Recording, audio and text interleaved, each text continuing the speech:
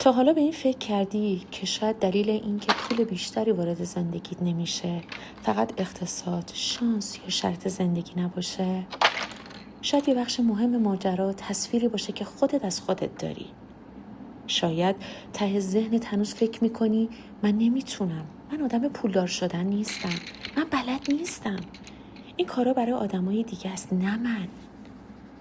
و عجیب اینجاست که گاهی بدون اینکه خودمون بفهمیم دقیقا مطابق همین باورها رفتار میکنیم. امروز میخوام درباره کتابی باهات صحبت کنم که به نظرم فقط درباره عزت نفس نیست. کتاب 6 ستون عزت نفس از ناتانیل براندن. اما قرار نیست اینجا فقط کتاب رو خلاصه کنیم. من میخوام برداشت خودم از این کتاب بگم و ببینم این 6 ستون چطور میتونه روی پول، درآمد، تصمیمای مالی و مسیر پولسازی ما تاثیر بذارن. چون شاید قبل از این که بپرسیم چطور پول بیشتری به دست بیارم، باید از خودم بپرسم آیا من دارم تبدیل به آدمی میشم که میتونه پول بیشتری خلق، مدیریت و حفظ کنه؟ اگه تو هم دنبال رشد واقعی هستی، هم رشد ذهنی، هم رشد مالی، همین اول با من همراه شو و کانال رو سابسکرایب کن. چون اینجا قرار نیست فقط کتاب بخونیم، چند جمله انگیزشی بشنویم. قرار ما اینه که از دل کتاب ها چیزایی پیدا کنیم که بتونیم واقعا وارد زندگیمون کنیم. خب بریم سراغ 6 ستون. آگاهانه زندگی کردن یعنی اولین ستون زندگی آگاهانه. یعنی چی؟ یعنی واقعیت زندگی تو ببینی، نه اون چیزی که دوست داری باشه، نه اون چیزی که آرزو داری باشه، همون چیزی که واقعا هست. حالا این موضوع رو بیاریم توی پول. مثلا اگه آخر ما همیشه پول کم میاریم ولی اصلا نمیدونیم پولمون کجا خرج میشه، این یعنی هنوز نسبت به وضعیت مالی خودمون آگاهی نداریم. اگه نمیدونیم چقدر درآمد داری، چقدر خرج میکنی، چقدر بدهکاری، چقدر مهارت داریم، چه مهارتی باید یاد بگیریم و اصلاً قرار درآمدتو از کجا افزایش بدی، چطور میخوای وضعیتتو تغییر بدی.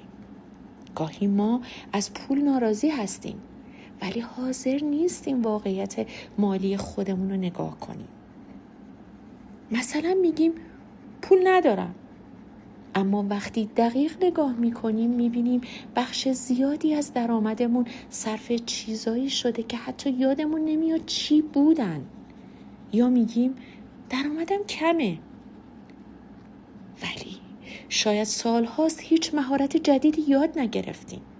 اینجا قرار نیست خودمون رو سرزنش کنیم، قرار نیست بگیم من اشتباه کردم پس آدم بدی هستم. نه، فقط باید واقعیت رو ببینیم، چون چیزی که دیده نشه قابل تغییر نیست. پس اگه میخوای رشد مالی کنی از خودت بپرس پول من الان کجاست؟ زمان من کجاست؟ مهارت من؟ و مهمتر از همه، من واقعا دارم برای بهتر شدن شرایط مالیم کاری میکنم یا فقط آرزو میکنم شرایطم بهتر بشه؟ تو ستون دوم کتاب در مورد پذیرش خود میگه. این یکی برای من خیلی جذابه، چون خیلی وقتها ما خودمون بزرگترین دشمن خودمون هستیم. اشتباه میکنیم و میگیم من بی‌عرضه‌ام، پول از دست میدیم و میگیم من هیچ وقت پولدار نمیشم، شکست میخوریم و میگیم من برای این کار ساخته نشدم. اما یه لحظه صبر کن، اشتباه تو خود تو نیست. اینه که امروز پول کم داری به این معنی نیست که آدم بی‌ارزشی هستی. اینه که کسب و کارت شکست خورده به این معنی نیست که تو شکست خوردی. این که چیزی رو بلد نیستی به این معنی نیست که نمیتونی یاد بگیری. فرق بزرگی هست بین این که بگی من پول مدیریت کردن رو بلد نیستم و این که بگی من آدم بی‌عرضه‌ای هستم. اولی یک مهارته و مهارت قابل یادگیری، دومی یه برچسب. پس اگه امروز وضعیت مالی خوبی نداری، خودتو تحقیر نکن. فقط واقعیت رو بپذیر و بگو این وضعیت فعلی منه، اما قرار نیست وضعیت نهایی من باشه. همین جمله ساده میتونه شروع یک تغییر بزرگ باشه. ستون سوم کتاب در مورد مسئولیت پذیریه. اینجا به نظرم وارد یکی از مهمترین بخش‌های رشد مالی میشیم. تا وقتی همیشه دنبال مقصر باشیم، قدرت تغییر هم دست خودمون نیست. میگیم رئیسم حقوقمو زیاد نمیکنه، اقتصاد خرابه، خانوادم پولدار نبودن، من سرمایه نداشتم، فلانی شانس داشت. ببین، ممکنه خیلی از این حرفا درست باشه، ممکنه واقعا شرایط سخت باشه، اما سوال مهمتر اینه حالا من چه کاری از دستم برمیاد؟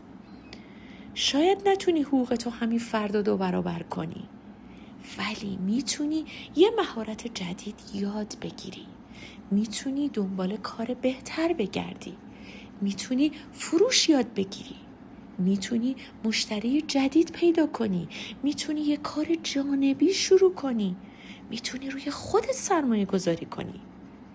مسئولیت پذیری یعنی من مسئول همه اتفاقات دنیا نیستم، ولی مسئول قدم بعدی خودم هستم و این طرز فکر آدم رو از قربانی بودن بیرون میاره. ستون 4 کتاب درباره خود ابزاریه، یعنی جرأت داشته باشی خودت باشی، خواسته هاتو بیان کنی و ارزش ها رو که قبول داری رو زندگی کنی. حالا این چه ربطی به پول داره؟ خیلی زیاد. خیلی ها مهارت دارن ولی درآمد خوبی ندارن. چرا؟ چون نمیتونن خودشونو عرضه کنن، نمیتونن درباره کارشون حرف بزنن، از قیمت گفتن خجالت میکشن، از مذاکره میترسن، از نشنیدن میترسن دیگران دربارهشون چی فکر میکنن. مثلا یه نفر واقعا در کاری مهارت داره ولی وقتی مشتری میپرسه هزینه کار چقدره، با ترس و تردید میگه حالا هرچی شما صلاح بدونی. این فقط یه مشکل مالی نیست، یک بخشی از اون رابطه برای ماست. اگر ارزشی ایجاد میکنی باید بتونی اون ارزش رو معرفی کنی. پول در نهایت از حل کردن مشکلات دیگران میاد. تو یه مشکلی رو حل میکنی، طرف مقابل هم در ازاش پول پرداخت میکنه. پس اگر مهارت داری که میتونه به دیگران کمک کنه، از دیده شدن نترس. یاد بگیر بگی من این کارو بلدم، این ارزشی هست که ایجاد میکنم، این قیمت خدمات منه. و اگر کسی گفت نه، اشکالی نداره. نشنیدن به معنی بی ارزش بودن تو نیست، فقط یعنی این پیشنهاد برای اون آدم مناسب نبوده. ستون 5 یعنی هدفمند زندگی کردن. حالا میرسیم به هدف. یکی از چیزایی که خیلی از ما تو زندگی داریم آرزوه، ولی هدف نداریم. میگیم میخوام پولدار بشم. خب چقدر؟ برای چی؟ تا کی؟ با چه مهارتی؟ از چه راهی؟ پولدار شدن به تنهایی هدف مشخصی نیست. مثلا اگه بگی میخوام درآمدم رو توی سال آینده 2 برابر کنم و برای این کار باید فلان مهارت رو یاد بگیرم، فلان تعداد مشتری پیدا کنم و هر ماه پیشرفتم رو بررسی کنم، اینجا داری به هدفت نزدیک میشی، چون پشتش عمل وجود داره. به نظرم یکی از مهمترین چیزهایی که برای پولسازی باید بدونیم اینه. اگه ندونی پول بیشتر رو برای چی میخوای، احتمالاً پول بیشترم نمیتونه زندگی تو بهتر کنه. پول برای تو یعنی چی؟ آزادی، امنیت، خونه، کمک به خانواده، ساختن یک کسب و کار، سفر، زمان آزاد. یا اینکه دیگه مجبور نباشی کاری رو فقط به خاطر پول انجام بدی؟ جواب این سوال مهمه، چون وقتی دلیل مشخص باشه سختی مسیر رو راحت تر تحمل میکنی. ستون ششم در مورد یک پارچگی شخصی صحبت میکنه و میرسیم به این ستون. یعنی چیزی که میگی با چیزی که انجام میدی تا حد ممکن یکی باشه. میگی میخوام پولدار بشم، اما هر روز چند ساعت بدون هدف تو شبکه‌های اجتماعی میچرخی.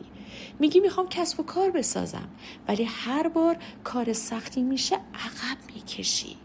میگی میخوام مهارت یاد بگیرم، ولی هفته هاست حتی 1 ساعت هم برای یادگیری وقت نذاشتی. اینجا یه اتفاق مهم میفته. کم کم اعتماد خودت به خودت از بین میره، چون خودت میدونی چه قولایی به خودت دادی و انجامشون ندادی. برای همین گاهی لازم نیست به خودت جمله انگیزشی بدی، فقط باید یک قول کوچیک که به خودت دادی و عمل کنی. اگه گفتی امروز 1 ساعت کار کنم، انجامش بده. اگه گفتی امروز خرجمو ثبت میکنم، انجامش بده. اگه گفتی این مهارت رو یاد میگیرم، شروعش کن. هر بار که به قولت عمل میکنی داری به خودت یه پیام میدی: من میتونم روی خودم حساب کنم. و این جمله به نظرم یکی از ارزشمندترین دارایی‌های زندگیه. حالا همه 6 ستون رو کنار هم میذاریم.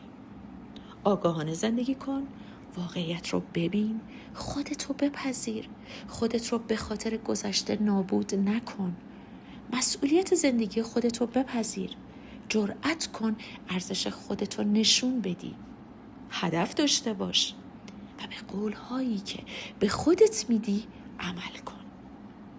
حالا یه سوال مهم: آیا داشتن عزت نفس یعنی حتما پولدار میشیم؟ نه، این کتاب آموزش پولدار شدن نیست.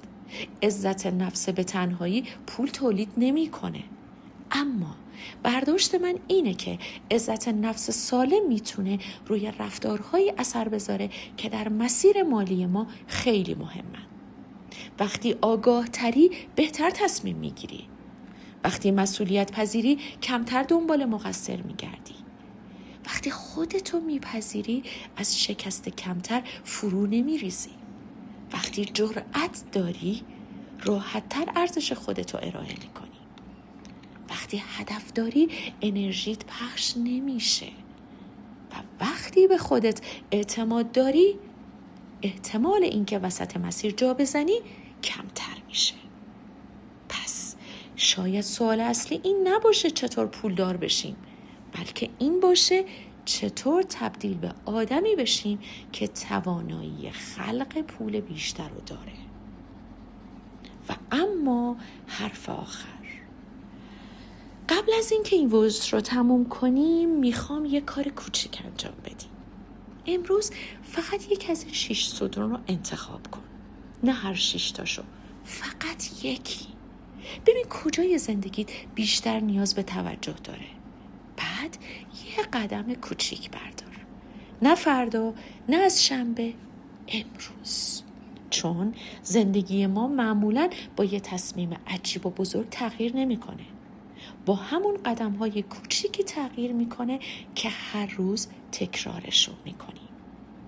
و یه چیزی رو همیشه یادت باشه: پول بیشتر لزوما زندگی بهتر نمیسازه، اما ساختن یه آدم قوی‌تر، آگاهتر و مسئولتر میتونه رابطه تو با پول و زندگی رو برای همیشه تغییر بده. پس مراقب خودت باش، مراقب فکرت باش، مراقب وقتت باش، مراقب قولایی که به خودت میدی باش و بیشتر از همه مراقب آدمی باش که هر روز داری از خودت میسازی، چون اون آدم قراره بقیه زندگی تو رو زندگی کنه. اگر این وایس برات مفید بود خوشحال میشم کانال رو سابسکرایب کنی و این ویدیو رو برای کسی بفرستی که فکر میکنی این روزها به شنیدن این حرفا نیاز داره. ما اینجا قرار نیست فقط کتاب بخونیم، قرار ما اینه که از کتاب چیزی برداریم و وارد زندگیمون کنیم. تا وایس بعدی مراقب خودت باش و یادت نره مهمترین سرمایه‌ای که برای ساختن آیندت داری خودتی. تا بعد حواست به خودت باشه.